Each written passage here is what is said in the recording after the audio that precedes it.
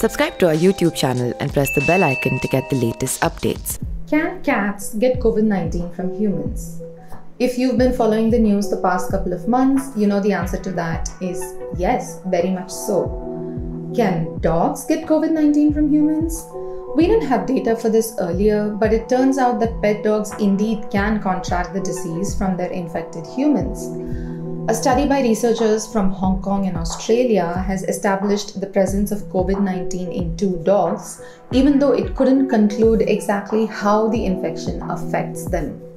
There was an earlier study from Hong Kong as well, which diagnosed 2 dogs as COVID positive, but that study was unable to determine whether the dogs were merely carrying the virus or they were infected with the COVID-19 disease.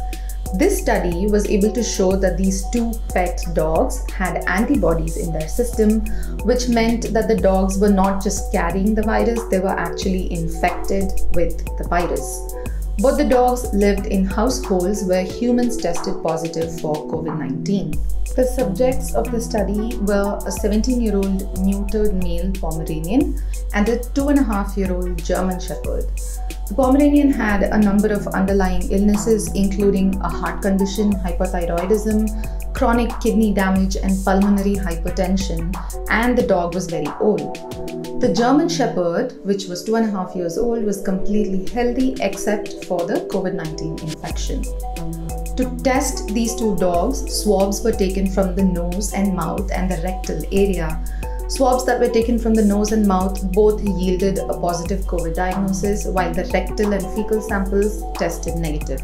The animals were in household where humans were infected, and this research suggests that human-to-dog transmission is possible. The 2 animals were quarantined, of course, and they remained asymptomatic throughout their time in quarantine. Despite these findings, a lot of questions remain about COVID and dogs. These were just 2 dogs, and we don't have enough information or enough data to answer questions like whether dogs can transmit to other dogs, whether they can transmit to cats, or whether they can transmit to other animals like poultry and livestock, and whether they die of COVID-19. The Pomeranian, which was very sick already, died 2 days after being released from quarantine. The dog's human did not give permission to conduct an autopsy, so we can't conclusively say whether the death was because of COVID-19 or not. But in the paper, the researchers seem confident that it's all the canine comorbidities that killed the dog. And the Pomeranian was, of course, very old. The average lifespan of this breed is 12 to 16 years, and this dog was already 17. And the dog had very chronic diseases like chronic lung and kidney damage. The other dog, the 2.5-year-old German Shepherd with no other illnesses, is completely fine. The German Shepherd household, in fact, also had another dog which ended up testing negative. So we still don't understand the disease dynamics among dogs, and we can't conclusively say whether dogs can transmit COVID-19 to other dogs. We just don't have enough data yet. This study is a preprint, which means it has not undergone the peer review process where independent experts verify the study and make sure it's rigorous, much like all of other COVID-19 research that is coming out right now. There was also a previous preprint, which was a study on 3-month-old beagles. This study found that when infected beagles were introduced to uninfected beagles, the new beagles did not necessarily get infected. It's still not enough data to conclusively say that dogs don't infect other dogs. We just don't know yet. But this is very different from cats. There have been instances and studies, a notable study from the University of Wisconsin-Madison that looked into cat-to-cat transmission. They took 3 pairs of cats, and then they took 1 cat from each pair and inoculated these cats. This means that they infected the cats with a little bit of the virus, and they did so by putting some virus in their eyes and mouth. And then they left these cats alone for 24 hours for the virus to infect their bodies and start multiplying. After 24 hours, the pairs were reunited, and so each pair composed of 1 infected and 1 uninfected cat, and the pairs were put in close contact. 10 days passed, and after 10 days, the researchers found that all of the cats were infected, which means cats can transmit to other cats. What was interesting here as well is that the cats remained completely asymptomatic, just like the dogs. They did not develop a fever, they didn't sneeze, or they did not display any kind of symptoms that would indicate that they were not completely healthy. But the cats did develop antibodies, just like the dogs again, which indicated that the cats did get infected.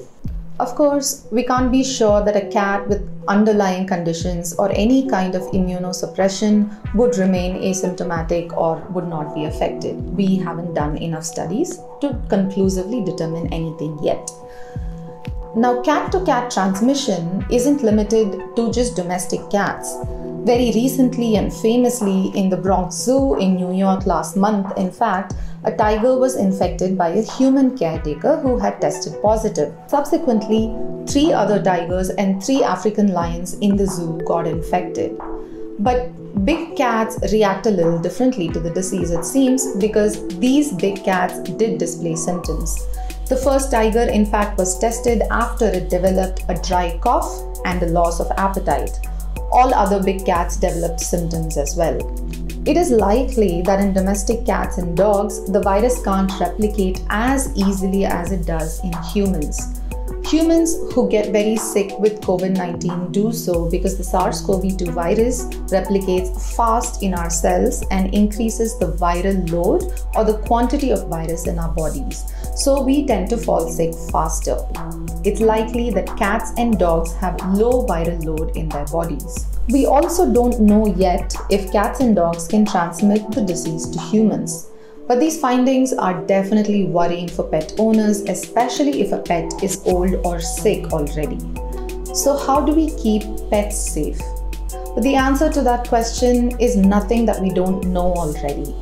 Even with pets, the safest thing to do is to practice physical distancing and for some time not engage in affectionate behaviors like kissing pets on their faces or mouths or noses. The findings of such research have implications for understanding any future zoonotic transmissions. The extent of risk for pets is still unclear, and it's not known conclusively whether they can transmit the virus among themselves or back to humans.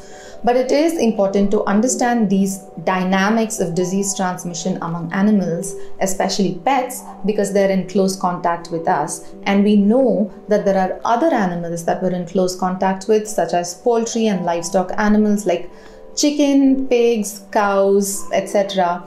These animals play a big role in transmitting diseases to us. We have had a number of zoonotic transmissions coming from livestock and poultry. At the moment, further studies are necessary to draw conclusive evidence about whether domestic dogs or cats can play a role in spillover events where a virus jumps from one species to another. This is Sandhya Ramesh from Bengaluru for The Print.